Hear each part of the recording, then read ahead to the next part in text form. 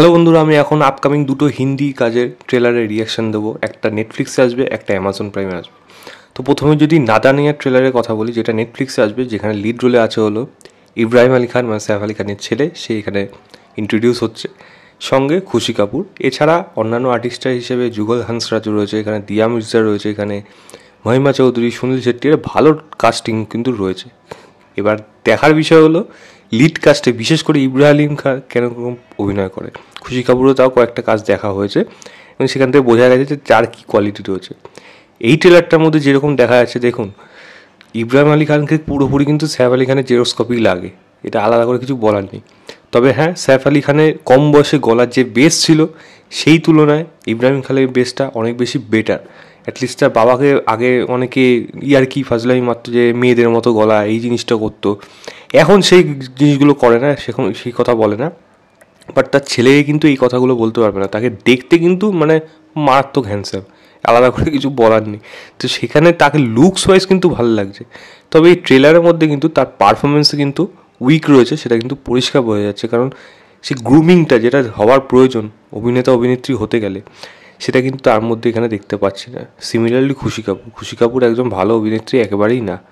লাবিয়াপ্পা সিনেমায় সে যেই অভিনয় করে সেই তুলনায় বেটার করেছে বলে তবুও তাকে কিছুটা ভালো বলা গেছে, তার একেবারে মন্দের মধ্যে দিয়ে ভালো যে জিনিসটা বলে।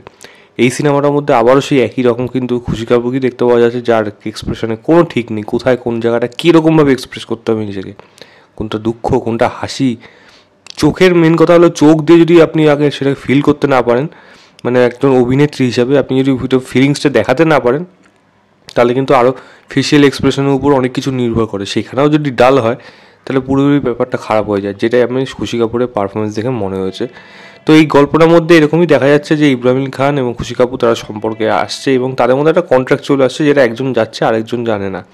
পার সপ্তাহে 25,000 টাকা করে তারা পাবে এবং সেই বেসিসে তারা একটা সম্পর্কে যখন যাচ্ছে এবং সেই সময় এখানে একটা ব্রেক আসছে, সেখানে দুজনের মধ্যে একজন সরে যাচ্ছে, আরেকজনের হার্ট ব্রেক হচ্ছে এবং পরে গিয়ে দুজনের মধ্যে কোথাও যেন হার্ট ব্রেকটা হচ্ছে। সেটা কীভাবে হলো এবং এই সম্পর্কটা কি আলটিমেটলি আদৌ টিকতে পারে না কি, ভবিষ্যৎ তাদের কী, এই নিয়ে কিন্তু থাকবে। এবং তার মধ্যে দুটো ফ্যামিলি, একজনের বাবা মা হলো সুনীল শেট্টি, মানে খুশি কাপুরের বাবা মা হলো সুনীল শেট্টি এবং মহিমা চৌধুরী, আর ইব্রাহিম আলী খানের বাবা মা হলো যুগল হান্সরাজ এবং দিয়া মির্জা। তারা কী করে এই দুজনের সম্পর্কের মধ্যেই কোনো এমন কিছু ঘটাতে পারে যেটা তাদের সম্পর্কটা নতুন দিকে নিয়ে যেতে পারে, এইটা কিন্তু থাকবে গল্পের মধ্যে। দেখা যাক সেটা কীরকম। করণ জোহর প্রডিউস করছে এটা, করণ জোহর মানে নেপোকিটদের কাজ তো থাকবে।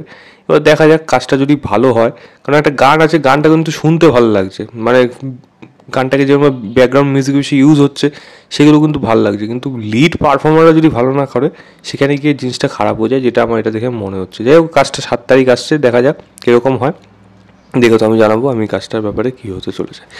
এবার যদি অ্যামাজন প্রাইমে যেই সিনেমাটা আসবে সেটার নাম হলো বি হ্যাপি, যেখানে লিড রোলে আছে হলো অভিষেক বচ্চন, এবং লুডো বলে যে সিনেমাটা এসেছিল তার ভিতরে বাচ্চা মেয়ে ছিল, সেই মেয়েটি রয়েছে এখানে, এবং নাসার রয়েছে, সঙ্গে নোরা ফাতেহি রয়েছে সিনেমাটা। এটা ডিরেক্টর হলো রিমোট ডিসোজা। গল্পটা কি, রিমোট নাম শুনলে প্রথমে একটু ভয় লাগে, কী হবে গল্প। যাই হোক, গল্পটা যদি পুরো গল্প আইডিয়া হিসেবে কিন্তু খারাপ না। সিঙ্গেল ফাদার এবং তার বাচ্চা মেয়ে, মেয়ের স্বপ্ন কি বড় ডান্সার হবে, রিয়েলিটি শোতে যাবে, বাবা সেটা যেতে খুব একটা পছন্দ করছে না, উটি থেকে তাকে মুম্বাইতে শিফট করতে হবে মেয়েকে, এবং সেটা বাবা অপছন্দ, কিন্তু একটা সময় তাকে করতে হচ্ছে। এবার মুম্বাইয়ে গিয়ে ডান্স টিচার হিসেবে এখানে তাকে নিয়ে প্রথমে যে চয়েস করে নিয়ে গেছিলো সে হলো নোরা। সে হলো এখানে এসেছিলো, মানে বিভিন্ন জায়গায় যেরকম হয় শো হয় সেখান থেকে সিলেক্ট করা হয়, সেরকমই মুম্বাই থেকে তাকে গ্রুম করবে এবং সেখানে অভিষেক বচ্চনের সাথে নোরা কোথাও যেন একটা সামান্য একটা সম্পর্ক, একটা বিল্ড আপ কোথাও হবে। এবং লাস্ট ইচ্ছাটা কি মেয়েটার, যে ফাইনাল যে ডান্সটা হবে সেটা বাবার সাথে মেয়েকে নাচতে হবে, বাবাকে নাচতে হবে। তো অভিষেক বচ্চন যদি নাচে কী হতে পারে সেটা আপনার কল্পনার বাইরে হতে পারে। রিমো কীভাবে অভিষেক বচ্চনকে নাচায়, লাস্টে তার একটা বিভূতি লাগিয়ে একটা মামাবলি টাইপের পুড়িয়ে যেরকমভাবে জিনিসটা করাচ্ছে, সেইটাকে কীরকমভাবে করা এবং বাবা মেয়ের ইমোশনটা কীরকম ওয়ার্ক করে সেটা কিন্তু অনেক বড় বিষয়। তো রিমোট ডিসোজা কীরকমভাবে এটাকে করবে সেটা নিয়ে আমার ডাউট আছে, বাট গল্পের আইডিয়া হিসাবে কিন্তু আমি এটাকে খারাপ বলবো না, আমার কিন্তু ভালো লাগছে সেই দিক থেকে দেখে।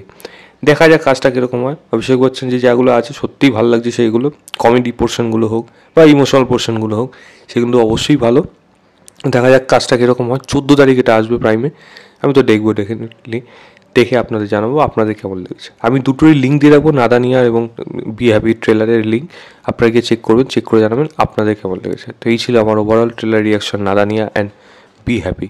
ভিডিওটা ভালো লাগলে লাইক শেয়ার, চ্যানেলটাকে অবশ্যই সাবস্ক্রাইব করে দেবেন। বাই।